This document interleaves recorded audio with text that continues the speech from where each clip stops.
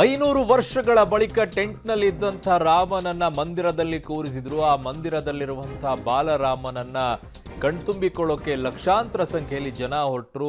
ಇವತ್ತು ರಾಮನವಮಿ ಇದೆ. ಅಲ್ಲಿ ಸೂರ್ಯನ ರಶ್ಮಿ ಸ್ಪರ್ಶ ಆಯಿತು ಬಾಲರಾಮನಿಗೆ. ಅದನ್ನ ಲ್ಯಾಪ್ಟಾಪ್ನಲ್ಲಿ ಪ್ರಧಾನಿ ಮೋದಿ ಅವರು ವೀಕ್ಷಿಸಿದ್ದಾರೆ. ನೋಡಿ ಅಲ್ಲಿ ಇವತ್ತು ಮಧ್ಯಾಹ್ನ ಸೂರ್ಯನ ಕಿರಣ ನೇರವಾಗಿ ಬಾಲರಾಮನ ತಿಲಕವಿಟ್ಟಂತೆ ಇತ್ತು. ಆ ದೃಶ್ಯವನ್ನು ನೋಡ್ತಾ ಇದ್ದೀರಾ.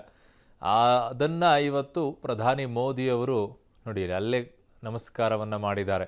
ಲ್ಯಾಪ್ಟಾಪ್ನಲ್ಲಿ ಆ ದೃಶ್ಯವನ್ನು, ಟ್ಯಾಬ್ನಲ್ಲಿ, ಲ್ಯಾಪ್ಟಾಪ್ ಅಲ್ಲ, ಸೊ ಅಲ್ಲೇ ಇಟ್ಕೊಂಡು ಅದನ್ನು ವೀಕ್ಷಣೆಯನ್ನು ಮಾಡಿದ್ದಾರೆ ಪ್ರಧಾನಿ ಮೋದಿಯವರು.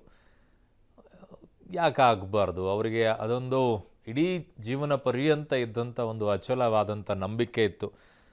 ರಾಮ ಮಂದಿರವನ್ನು ಕಟ್ಟಬೇಕು ಅನ್ನುವಂಥದ್ದು. ರಾಮ ಮಂದಿರ ಸ್ಥಾಪನೆ ಆಯಿತು. ಅದಕ್ಕೆ ಏನು ಬೇಕೋ ಎಲ್ಲ ವ್ಯವಸ್ಥೆಯನ್ನು ಮಾಡಿದರು.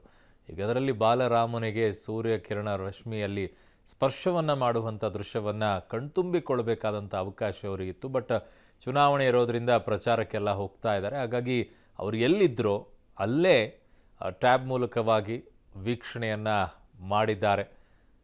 ರಾಮಲಲ್ಲನಿಗೆ, ಬಾಲರಾಮನಿಗೆ ಸೂರ್ಯ ರಶ್ಮಿ ಸ್ಪರ್ಶವಾಗುವಂಥ ದೃಶ್ಯವನ್ನು.